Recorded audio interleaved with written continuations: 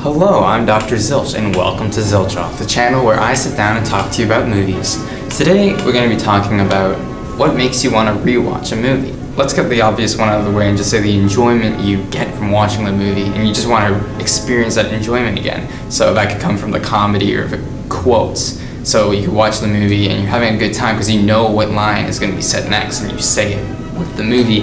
It's just a good time. But what I want to talk about today is more along the lines of watching the movie to pick up on things that you missed the first time around.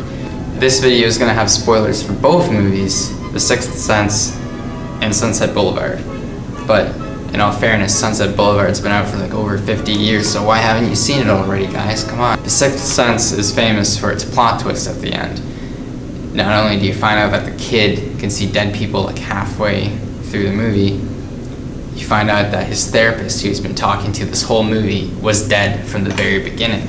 The movie does that plot twist so well, because obviously you're watching it through, you don't pick it up the first time around. The second time you notice that it's right in front of you, it's in your face. For example, there's the scene where Bruce Willis is gonna go pick up the check when he and his wife are having dinner, but the wife doesn't even talk to him, grabs the check instead, does it herself. She's not interacting with Bruce Willis at all because she doesn't even see him. He's dead the whole time. So you're watching the movie and you start picking up on things like that. What I really want to talk about in this video is Sunset Boulevard.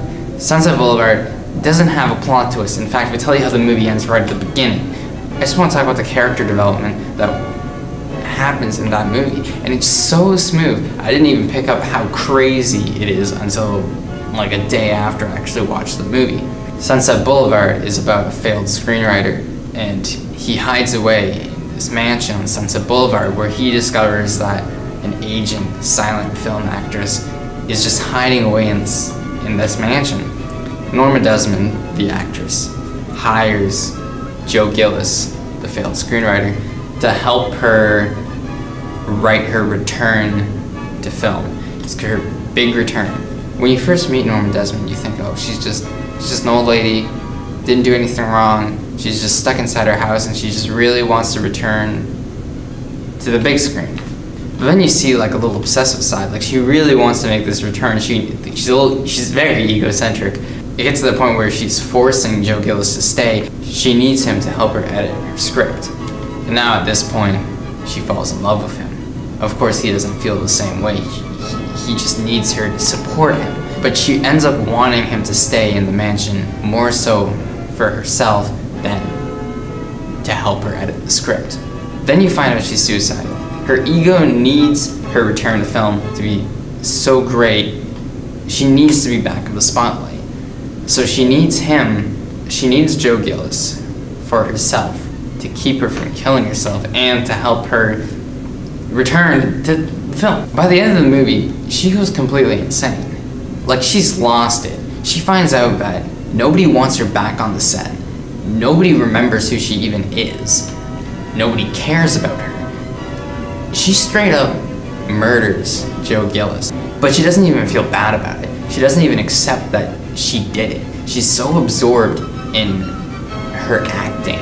She thinks that all life is, at this point, is just one big movie. All right, Mr. DeMille, I'm ready for my close-up. If we're looking at the big picture, Norma Desmond starts off as this nice lady who just really wants to be in the movies again. At the end of the movie, she goes completely insane. She ends up thinking she is in the movies, although no one would ever want her in another movie. So maybe it's not a big twist that Norma is the one who kills him because she's the only one who's ever around him. But your mind doesn't think about that. Your mind is too busy watching the events unfold. You don't realize her character development until, like me, after I saw the movie, you think, whoa, that was really smooth. So in this example, you'd rewatch Sunset Boulevard for Norma's character development, because in my opinion, Norma Desmond is the best thing about this movie. The point of this video is that if you want to make a good movie, you should aim for rewatchability. The Sixth Sense and Sunset Boulevard, in my opinion, are two fantastic movies, and I think the reason for that is because of that rewatchability. In The Sixth Sense, you rewatch it to see the hints leading up to the plot twist, and in Sunset Boulevard, you watch for character development. Anyways, thank you for watching this video. I'm your host, Dr. Zilch. If you want to go check out my other videos, There's buttons on the screen somewhere. One of those buttons asks you to subscrizzle. What should we talk about next?